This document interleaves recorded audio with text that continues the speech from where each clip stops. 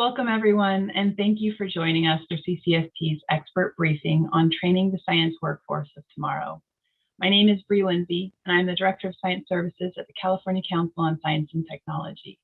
I'd like to open our briefing today by acknowledging that I'm presenting to you from the tribal land of the Nishnun people.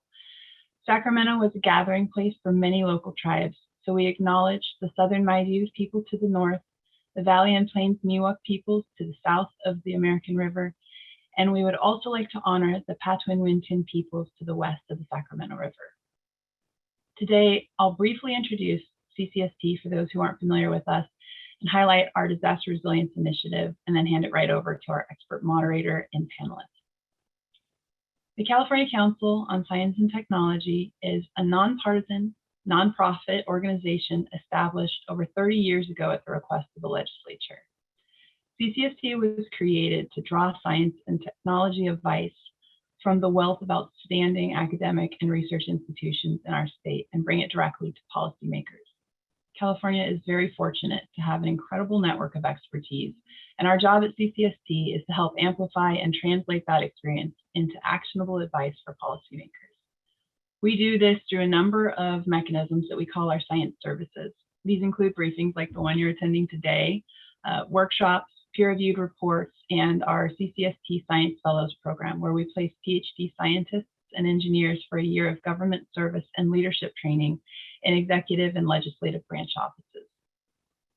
As part of our mission, CCST recently launched our Disaster Resilience Initiative to help the state better prepare for and respond to ongoing, complex, and intersecting disasters.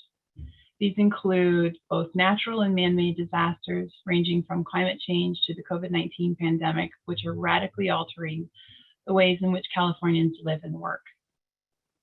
While these disruptions are often destructive and painful, they can also provide us important opportunities to redesign our systems to be more resilient and sustainable if we can meet these challenges with boldness, creativity, and an eye to the future. Through our Disaster Resilience Initiative, we seek to deliver science and technology advice to reduce harm and improve the lives of all Californians. So earlier this year, we released a collection of stories about the many ways our partner institutions leveraged their resources and expertise to respond directly to the pandemic.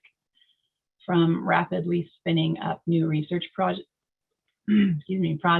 to characterize the virus, to ensuring students had access to the resources to continue their education, to using facilities to manufacture much needed PPE, our partners quickly leapt into action to support California. Please check out the chat for a link to our report highlighting the many innovations and actions taken throughout California in response to the pandemic. Today, we will focus in on some of these actions. Specifically, we'll hear how some of California's world-class educational institutions are innovating on how we train our science workforce for an uncertain future. And now I have the pleasure to introduce our moderator, Sheneui, Vice Chancellor of Workforce and Economic Development at the California Community College's Chancellor's Office. With more than 25 years of experience linking education and training to business and industry, she has launched many multi-million-dollar initiatives serving small businesses in the community, including Innovation Fund SoCal, the Goldman Sachs 10,000 Small Businesses Program, and the Los Angeles Region Small Business Development Center. She is also a member of CCST's Board of Directors. Welcome, Vice Chancellor Weber. Thank you, Brie. Good afternoon. I'm Sheneui, Vice Chancellor for Workforce and Economic Development at the California Community College's Chancellor's Office and your moderator for this briefing. Well, let me start with a little bit of context and background. I'm sure we're all quite familiar with the effects of the pandemic on higher education, which resulted in quite a bit of a shifting landscape for our students, administrators, faculty, and staff. And the pandemic impacted not only the continuity of operations and instruction, but also made some fundamental shifts to the business models and operations and supply chains, and as well as the economy. And many of us saw our campuses, our medical centers and facilities become local community testing sites for COVID, food pantries, vaccination sites, even disaster and emergency triage centers for the communities impacted by the wildfires. We also saw the glaring equity gaps highlighted last year with the social unrest and the call for social justice and addressing structural racism. For the California Community College system, our faculty and staff really are credited for their heroic effort in transitioning fully to online learning in less than a month. At an adaptation rate, I would say that's not commonly experienced in higher education. And I'm sure our other higher ed segment partners did the same as well. And then, of course, students were thrust into this online world of learning. And for many of us overnight, of course, we found ourselves navigating the remote work environment. The science and research community and innovation systems responded really impressively to this pandemic. And most visibly, we saw it in the rapid development of vaccines, but also in the rollout of digital technologies that have helped lessen the pandemic's impact, and the accelerated scientific peer reviews and broadening sharing of research that was happening globally. All of these things that I've mentioned has implications to the current and future workforce for science and technology. And so joining us today are three expert panelists to share their different perspectives about educating and training the science workforce of tomorrow. Welcome, panelists, and I would like to ask you to take a couple of minutes to briefly introduce yourself by highlighting the nature of your positions and the work that you've done during the pandemic. And let's start with Dr. Jim DeKloe, who's a professor of biological science and biotechnology at Solano College. Thank you very much. I'm Jim DeKloe, and I teach at Solano College in the North San Francisco Bay. We're in Vacaville, which is 10 miles from Davis and about 30 miles west of Sacramento. To give you a location, we're in the middle of a biotechnology cluster, and we responded to especially Genentech announcing that they were going to build the largest multi-use cell culture facility in the world in our county. So I was teaching biology in the early 90s when Genentech made that announcement. And I went to them and I said, I'd like to support you by supplying a workforce by developing a biotechnology program that would train workers to become technicians in your manufacturing facility. And I said, what I think I'm going to do. And then I started to describe the research type biotechnology experiments that I did in graduate school. And they said, no. That's all done by PhDs in the Bay Area proper. What we're doing here is biomanufacturing. We are taking cells that have already been genetically engineered, growing them in gigantic tanks, tricking them to produce the protein that's coded for by the gene that we placed in them, the human gene, and then isolating the proteins that are made by that organism to purity.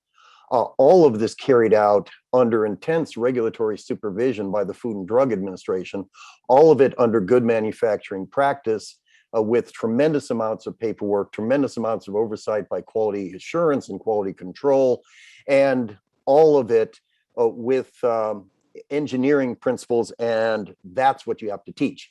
And I said, that's all well and good. I don't know anything about it. No academic does. And they said, come on down and we'll teach you. So I spent a sabbatical, a year-long sabbatical industry internship really at Genentech, and learned and came back and crafted a program that for the first time in the United States taught what we now call biomanufacturing, the skills and knowledge required for our graduates to go into the manufacturing sector rather than the research sector of biotechnology.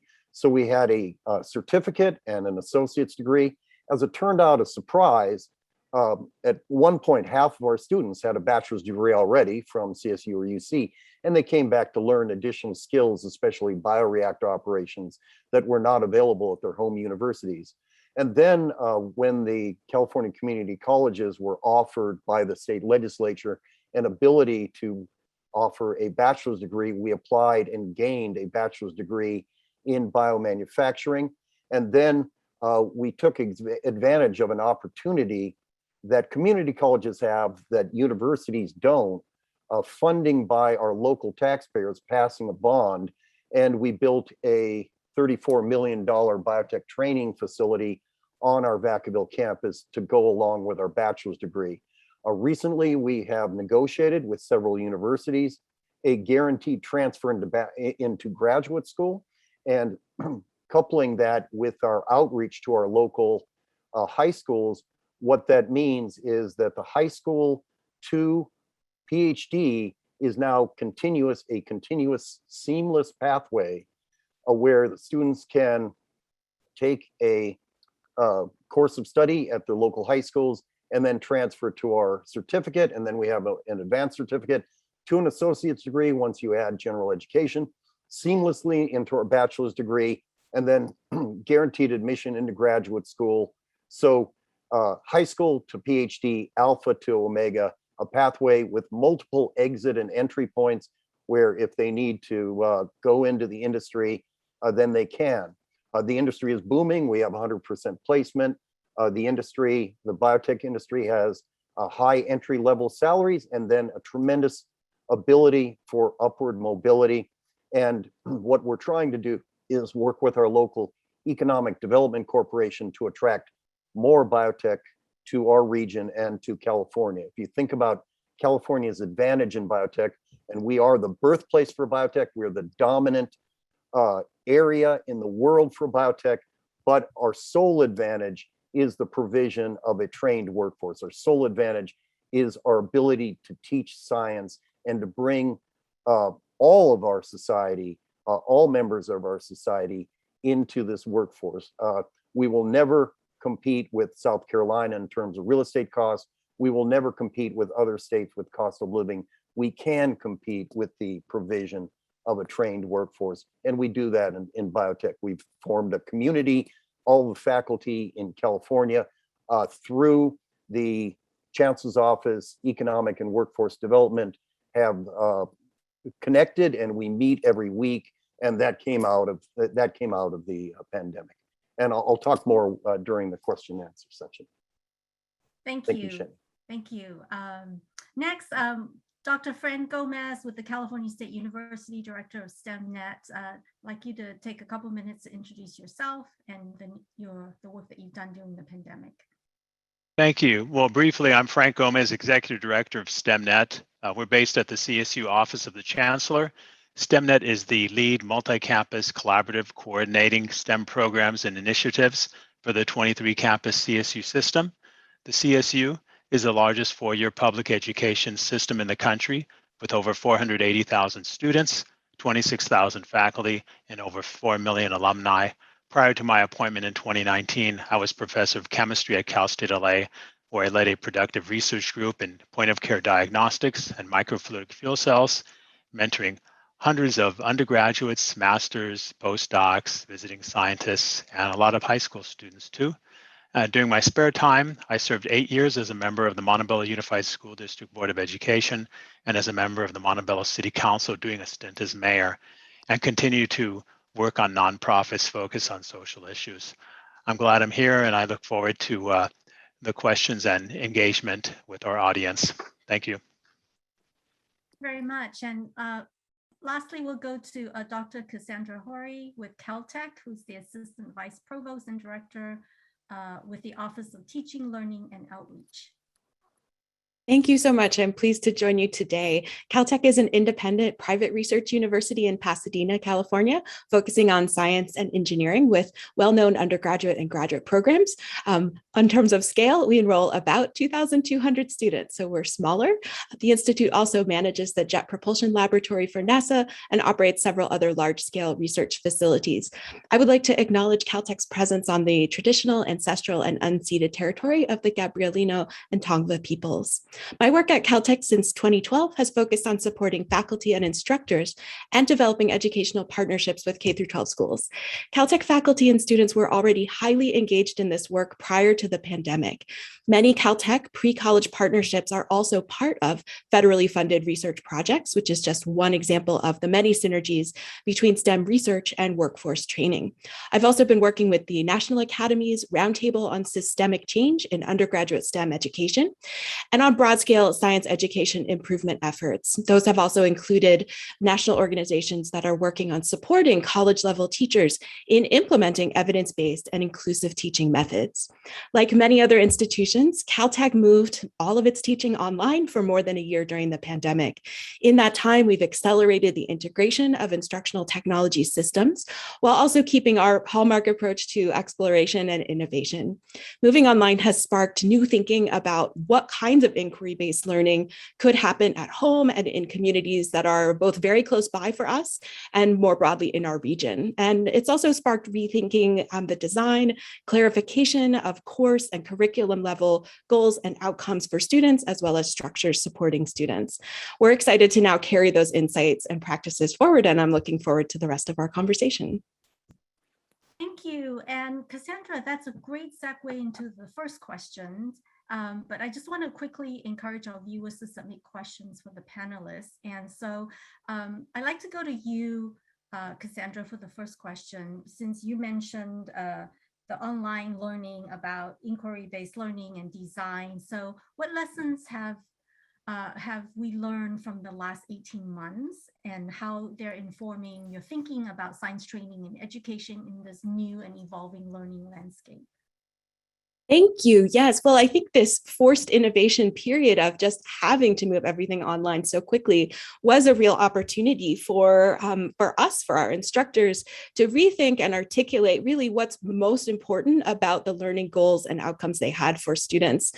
We try to cram a lot in. I think that's common to STEM practices in higher education. And so that clarity was really helpful. And many instructors, both faculty and others, teaching assistants, et cetera, felt that they improved their courses during this period. They also implemented a number of new tools and methods through online interaction, and we're very much expecting those methods to continue. And we're finding that teaching with technology has helped to foster more exchange behind the scenes among faculty, instructors, departments, different majors, which really helps to ensure a more connected curricular experience for students. I'll say another major lesson is just the importance of person-to-person collaboration in science training more broadly. And for example, Caltech students are often working together on challenging problems and projects. That's really a part of our campus culture. And in our surveys and focus groups with students and faculty throughout the pandemic, we found that across the board, people missed two big things. One was those spontaneous connections that normally come about by sitting next to someone, walking across campus. And we heard students talk about how important those were in discovering an opportunity for an internship, in pursuing a project, and the concern about kind of missing those during this period. And the second was the seamlessness of working together in person. So we can think about gathering around a marker board, a chalkboard, a digital display, and the many senses that we use in that environment to seamlessly work together. And those became really difficult to replicate online. We addressed that through kind of new informal online interactions that would try to replicate some of those spontaneous sparks, and through, again, the integration of online tools and technologies. But I would say I think there's a note to those seeking to spark innovation through policy and funding to not overlook the technologies that make other innovations possible by supporting more effective collaboration at a distance. And that's important within our state as well as with our collaborators more distantly. And I think the other big lesson is we've recognized, I think, even more so the value of in-person interaction in science training. So we're poised to keep that. For example, in even our local community, even while the K through 12 schools were remote in learning mode this past year, it was crucial for our institution to serve as a local place-based partner, right? Working with our local district, we added take-home science kits to local school meal pickup sites so that when Caltech students and researchers connected with elementary school classes, for example, online, they could share this physical experience of authentic science inquiry and discovery that was both personal and educational. So we're looking forward to taking those lessons into the future. Thank you, Cassandra. I appreciate all that sharing of what the lessons learned and the point about spontaneous connections and in person, which is hard to replace. But technology has a role. certainly in helping facilitate that as well. I'd like to turn to Frank and ask you the same questions about lessons learned in the past 18 months and how that's informed your thinking about science training and education. I think that the pandemic has really allowed us to re-examine what higher education is and how we do our business and how we can become more consumer-minded and friendly for our students. It has really forced us to be more flexible in this great pivot to virtual learning. We transitioned 80,000 courses in literally 2 weeks, which is massive for our faculty and of course for our students. I think also it really has allowed us to peer into some of those long-standing societal problems that oftentimes were swept under the rug, sometimes for decades, not only in education, but really throughout our country and throughout our world, and that really have impeded equal access for all for many decades.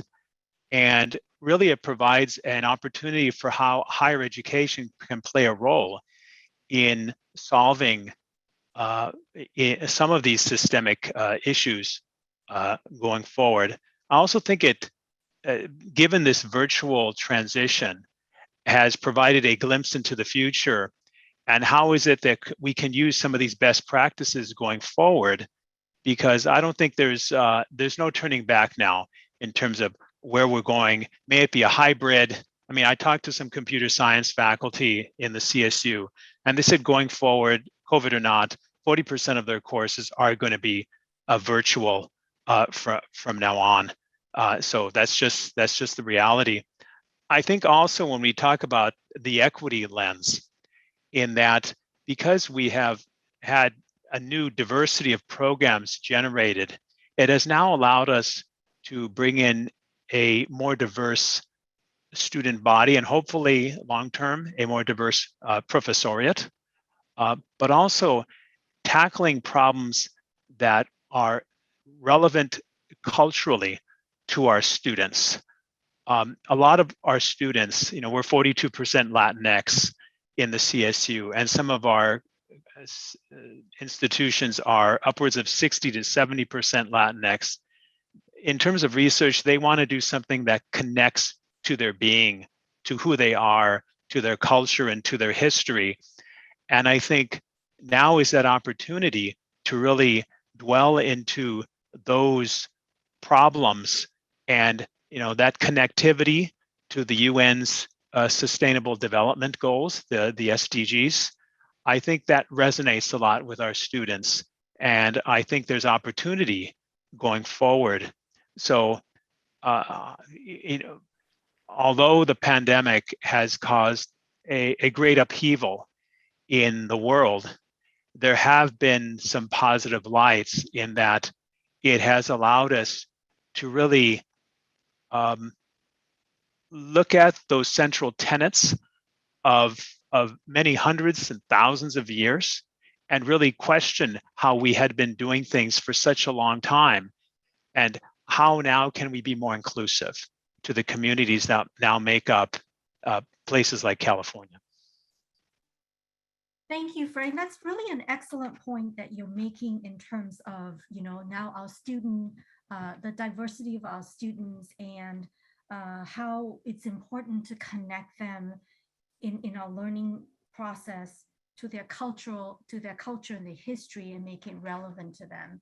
And just thinking back, Cassandra, you mentioned this inquiry-based learning, right, which is very much the experiential learning model that puts together inquiry, open inquiry, problem finding, problem solving, and then connecting our students to their communities to look at problems that they can really utilize their talent to solve for their community, and through all of the science and technology discovery. So I think that's a really important point that you are calling out about where education is headed for our science students. I'd like to turn now to Jim and ask you this question about how has education training programs been adapted to this remote setting during the pandemic? And if you could share with us some major successes that you've seen. Thank you. I'd like to reinforce what the previous speakers said, that education is not going back. That is, we have made a fundamental change and it's unidirectional. The other thing I'd like to reinforce is, if you think about it, a shout out to every teacher in the United States, K through 12, colleges, universities. As Frank said, everyone fundamentally pivoted their delivery system in 2 weeks, and everyone did that. Good for them. And we are going to keep what works. And then as we go forward, we will go more face-to-face, especially in the laboratory setting. But I wanted to say, I'm not sure I knew what Zoom was before the pandemic. And if you think about that fundamental change and us being together here on Zoom, and then what we were doing as a faculty who teach biotechnology up and down the state, sponsored by your office, Sheneui, and a special shout out to Terry Quinzer. When the pandemic hit, we all said, what are we going to do? Are there virtual labs? What are you doing? What's your college policy? So we all got on Zoom and we started meeting to try to cope with the fundamental change in a delivery system. And we've been meeting ever since. And so it built this community in a way that I don't think it would have been built without the pandemic. Because if you have a face-to-face meeting, not everyone can come, not everyone can afford it. Did the funding come through? And so we're moving forward here, I think, with fundamental change. Even those faculty that go back to face-to-face lecture delivery will have a support with Canvas or another education online system, a support for their course that they would probably not have had pre-pandemic. And so virtual labs, those principles that you can teach with a virtual lab, you'll be doing, and we have done. We now have experience with that. But now going back face to face, what many colleges have done is, especially in biotechnology, in the sciences and microbiology, you're having your students wear personal protective equipment. You're having your students think about microbes. And so what we've done is we've gone through the lab with that increased awareness of safety. What many classes have done is halved the numbers so you can do social distance and strictly enforce personal protective equipment, and then try to do as many labs as you can, but then shifting the lectures to a virtual format. The virtual format, as Frank said, opens it up to students who might not be able to make the schedule that your college has, and therefore can now engage in education with you where they wouldn't have had that in the past. So we will, I think, have improvements going forward as we go to some sense of normalcy. We're not going back. Thank you. And Frank, I'd like to ask you the same questions and get your thoughts on this area of training, adapting education training programs in the remote setting. Jim kind of spoke to some of the same, things that we did, certainly in the CSU, and we're still learning every day when we came back in August. And there's, of course, some pushback by faculty, and of course, there's a lot of pushback by students. But I think, one point that is very key here is that this, and I know we may talk about this a little later, how is it that higher education can be flexible to meet the needs of our students? And he brought up that, this old paradigm of, going to school and the classes are structured so that the students have to fit into that box. We need to find, and we did, of course, during the pandemic, that you don't necessarily have to have that be the same way we continue on. You could stream courses. Students have other issues. Some of them are parents. They have to take care of parents. They have children. They have their work schedules. They have to drive from points A to point B. Sometimes they're in community college, they're taking courses at X different amount of community colleges. Same thing with the CSUs. How is it that we can be very consumer minded to our students so that they can get the best education going forward? So I think we need to look at what were some of the best practices that we learned and are still learning during these 18 months, because we are not at that 100% where everything is virtual, where everything is in person. And also, what were some of those inherent problems? There are just some things that we cannot do virtually. The labs are quite problematic. It's very difficult to do things that can substitute for hands-on experiential types of experiences than actually feeling and touching and engaging. We do a lot with those soft skills with our students, where it's not just how to do chemistry and mixing things, or biology, doing things with petri dishes, but that interaction with students and that learning together, those group things. It's much more difficult to do that on a Zoom type of platform. From the research perspective, at least within the CSUs, what we found that there were opportunities that we could contribute in some way to the pandemic, or how we could help in helping people in the pandemic, where we had people at faculty and students at some of our campus work on creating ventilators, like I say, San Diego State and Cal Poly SLO, 3D printing of face shield masks at Cal State Sacramento and Fresno State, and a lot of faculty and students pivoting to doing computational work that might never had been done if we had all stayed in person. So I think it's also opened up new areas of study for our students and our faculty, and also moved some of our faculty to do things that they would not have done outside of sometimes their narrow focus in terms of research, because they did not have access to labs for some of them for over a year. So now, what could they do at home using more computational based types of research? And I think that really opened the eyes to a lot of students that, hey, I can do something else in mechanical engineering, or in chemistry, or in physics, or in biology. I don't necessarily have to be in lab.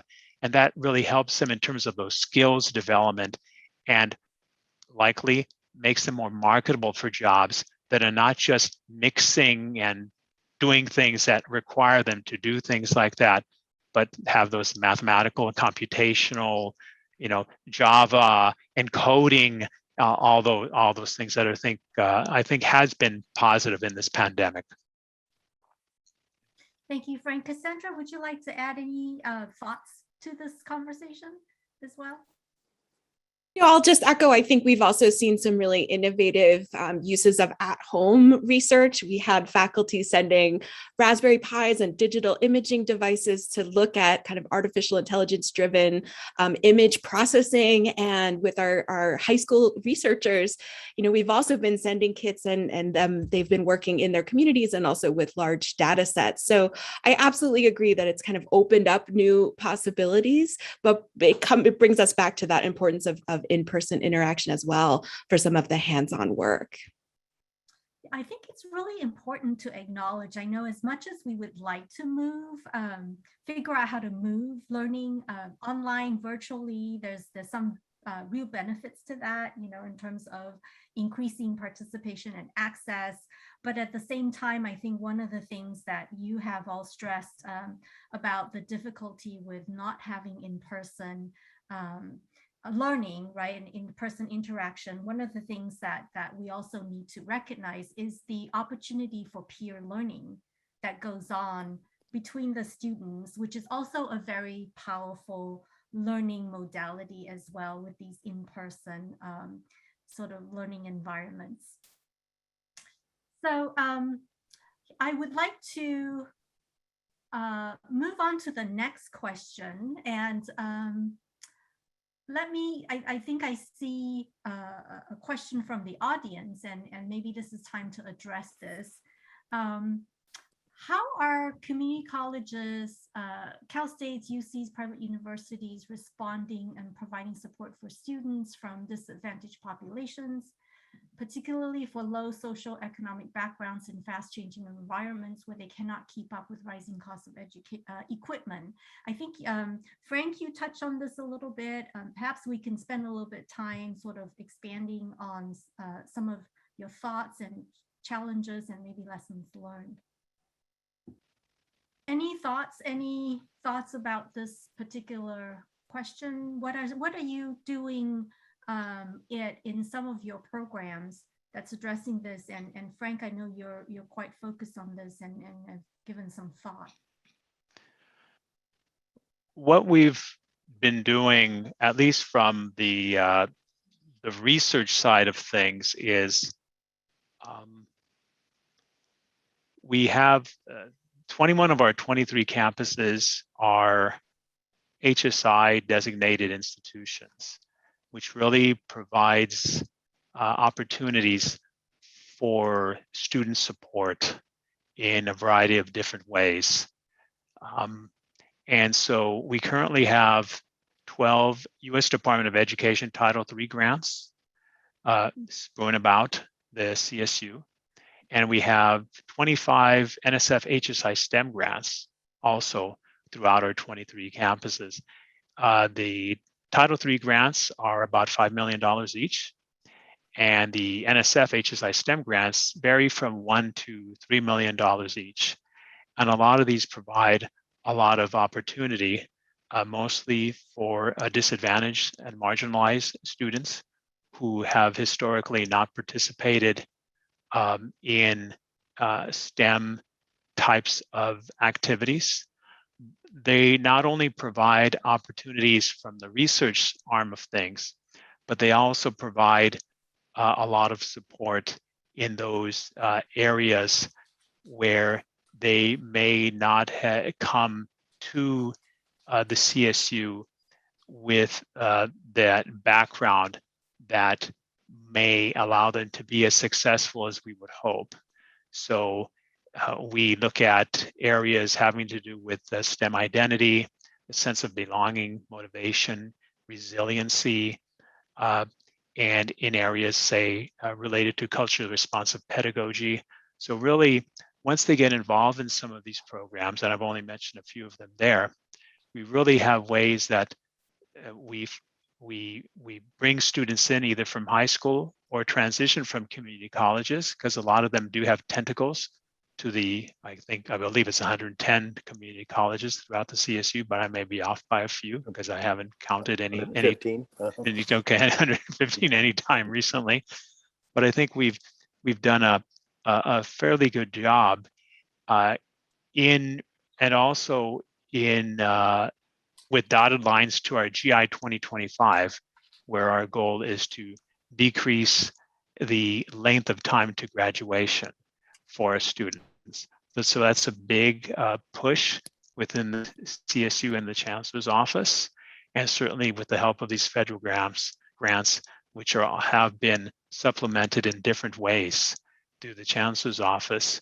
We've done, I believe, an excellent job in decreasing that time to graduation going forward.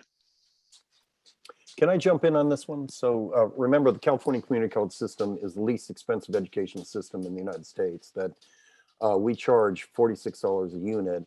I travel all across the country. Other community college systems are $200 or $300 a unit. And so, and added on top of that is we have the California Promise, where for most incoming traditional freshmen, their first year is free.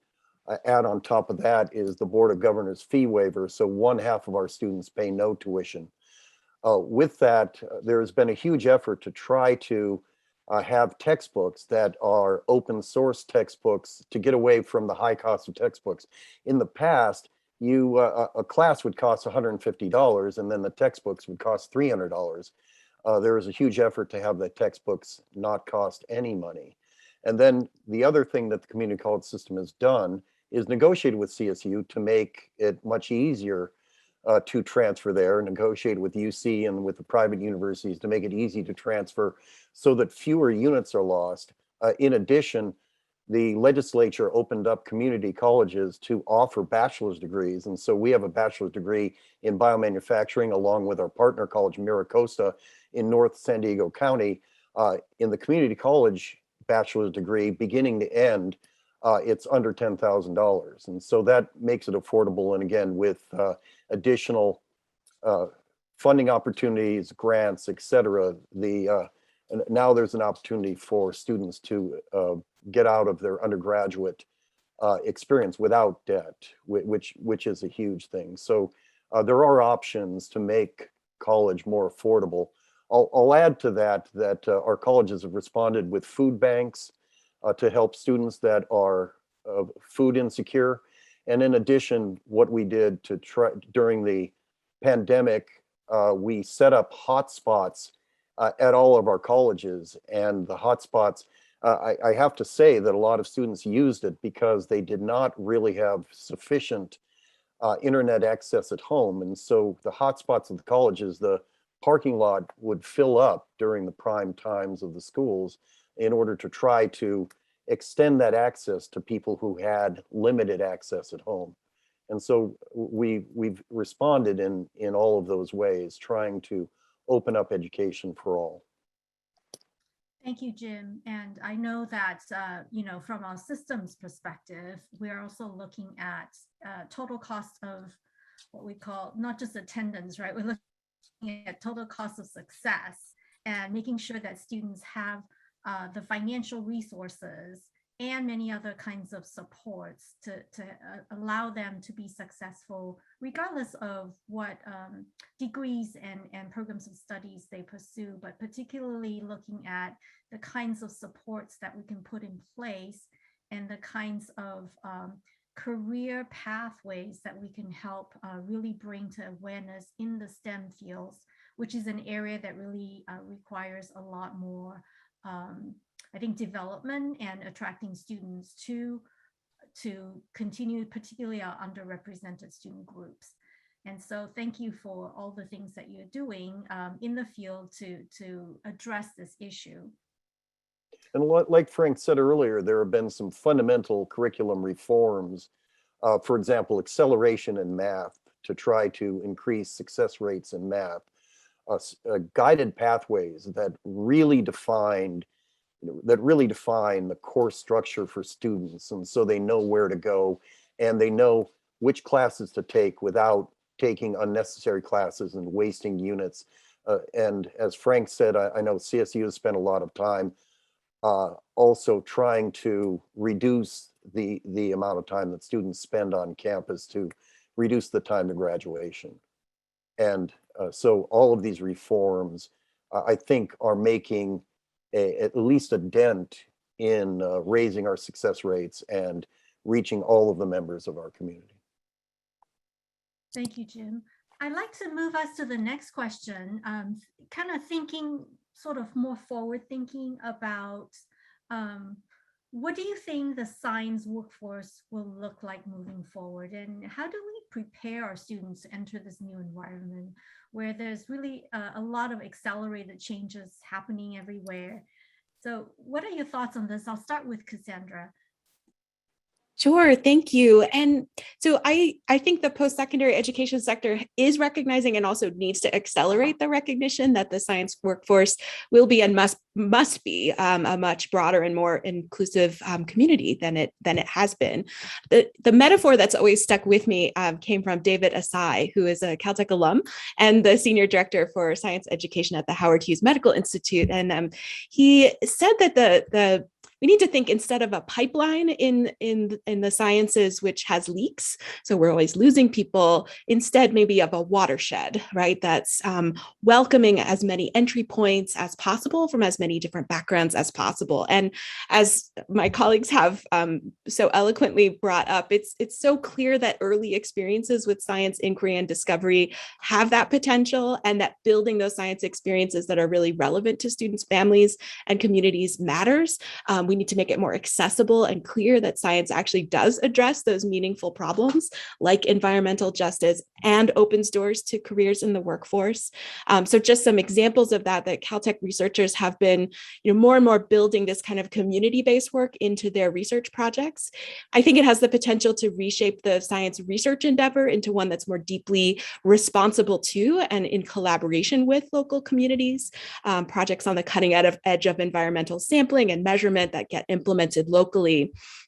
And I think in our work, this brings up the point from before too, with high school researchers across the LA metro area, they're taking experiments into their own communities. We also have to think about the wraparound support in terms of the technology, the hotspots, et cetera. And I hope that's also a signal and an indicator to policymakers who are here with us today that, if that kind of connectivity isn't there in communities, that's a public policy concern that we all need to work together to address. I also just want to bring up teaching in particular, because it seems like maybe something small scale and isolated, but it is absolutely part of this bigger system impacting workforce training and the workforce of the future. Teaching in science classes does help prepare that workforce through structured, well-designed courses and learning experiences, mentoring relationships. And the more classes that shift toward this kind of watershed philosophy, so not filtering out, but gathering in, as well as effectively incorporating things like active learning, collaboration, really relevant projects, those students are then more prepared to not only apply what they learn, but use skills in project management, teamwork, and communication. And what happens in classes, the teaching decisions that get made depend on how available the latest research on teaching is, to what extent faculty are supported. That includes tenure track as well as adjunct, part-time, and non-tenure track instructors, and that they have the support they need. All of this is vitally dependent on public funding and support for post-secondary education. So we have things to collaborate on in terms of that support, recognition of importance, and connectivity of our communities. Thank you, Cassandra. That's a really important point, because this whole idea of this experiential learning model being applied more extensively in a lot of different disciplines, right, to really encourage curiosity, thinking, and connecting all the dots for students, and then hopefully leading to more interest in STEM fields.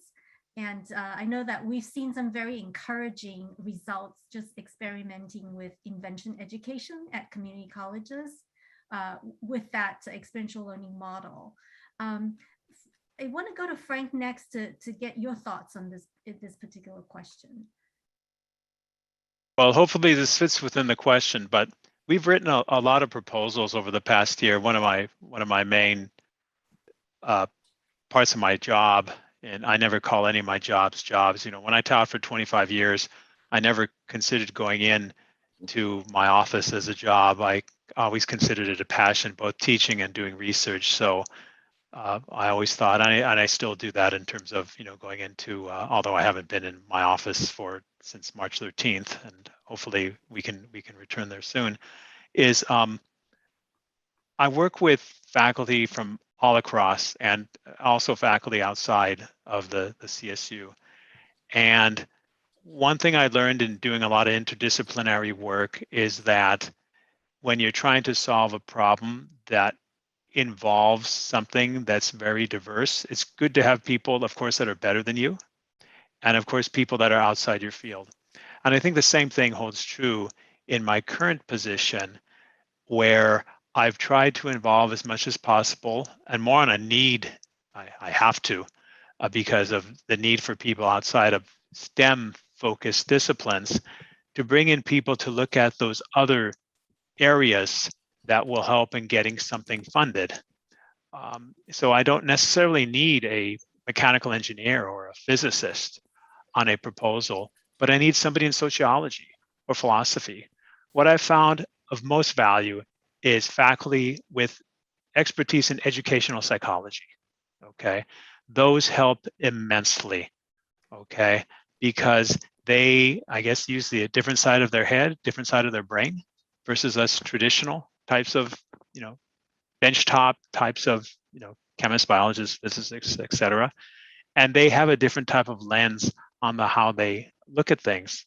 And so a lot of our proposals have focused on, as I mentioned earlier, resiliency and persistence and perseverance and motivation and STEM identity and sense of belonging, and utilizing internal review boards and crafting surveys and what have you.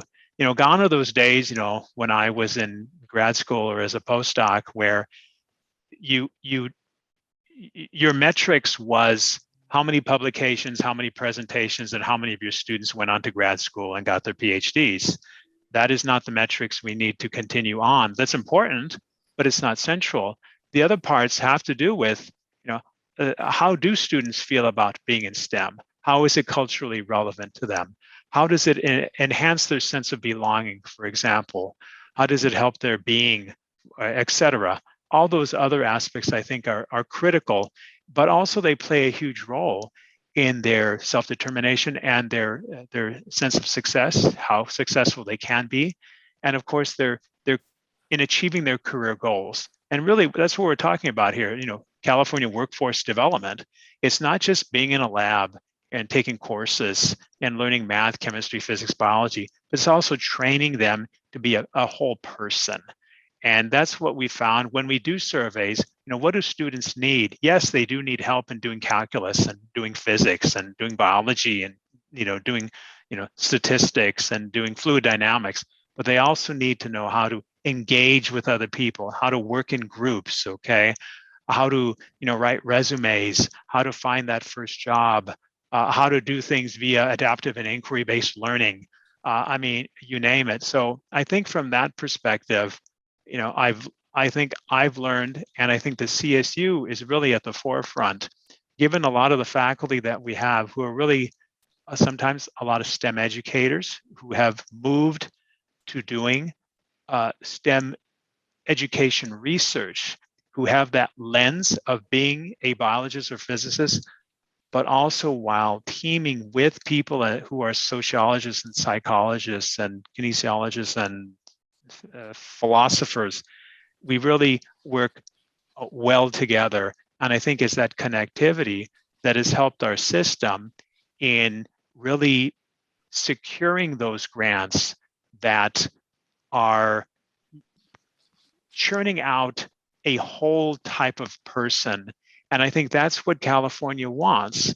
They don't want, yes, they may want somebody who knows how to do math and chemistry and physics and biology, but they also want somebody who knows how to communicate, who knows how to work in groups, who knows how to write reports, and who is visionary. And I think that's at least where I think the science workforce needs to go forward, at least here in California.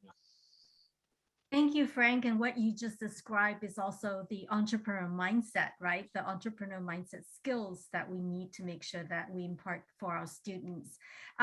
We have about 4 minutes left. And so I'd like to just do a quick round with our panelists and ask you this final question. And I'm going to put you on the spot a little bit.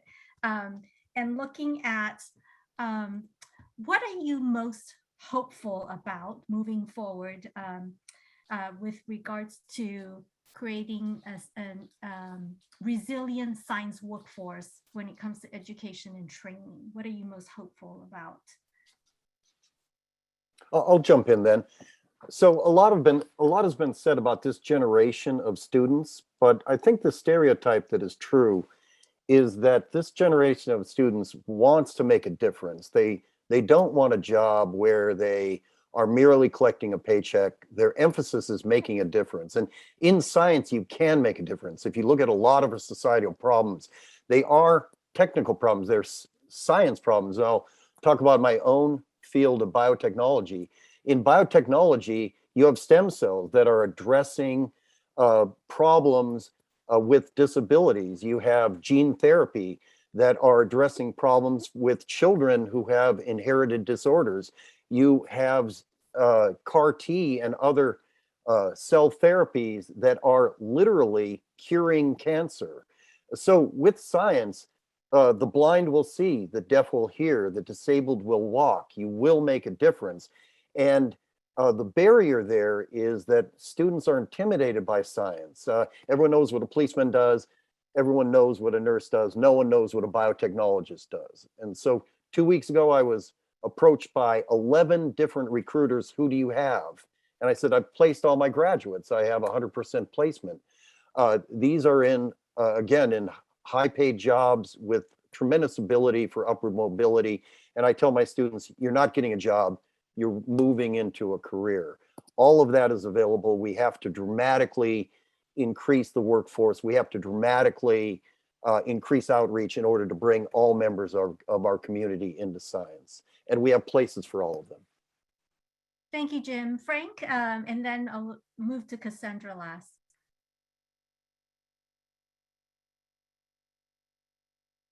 See, what would I like to see? I'd like to see people with an interdisciplinary mindset who are not afraid to take chances, who are bold, who are visionary, who want to, as Jim said, who just don't want to pick up a paycheck, a good paycheck. Of course, that's key, but it shouldn't be upfront.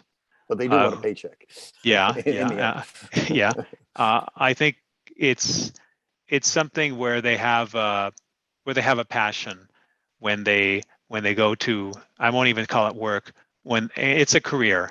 I have always looked at what I chose to do as a career and never thought of it as a job. And I think that's the type of people that who I want to follow me going forward, and that's who I hope I taught in all my years too.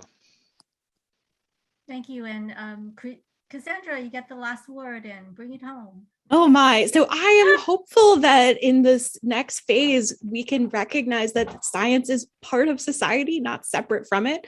I'm very hopeful about our next generations, the opportunity to really create a new face for science, a responsible science, a science that is shaped to be responsive and responsible and to help, solve those real problems. I'm also hopeful about the kind of flexibility that we know students want and need, and bringing forward the best of those in-person interactions that are place-based and concrete and in-person, with the flexibility and real timeliness of online interaction.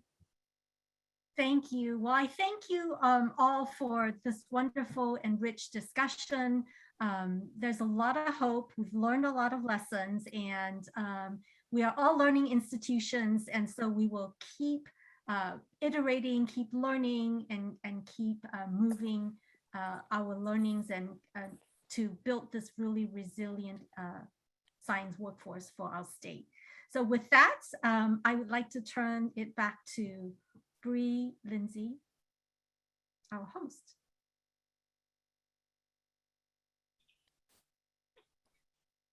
Thank you, Sheneui, and thank you to everybody who joined us today. If you'd like to watch this briefing again, or if you have a colleague who would be interested but missed it this time, it will be posted on our website along with the one-pager and contact information for the experts that you heard from today. And look out for future announcements of upcoming CCST briefings. Thank you.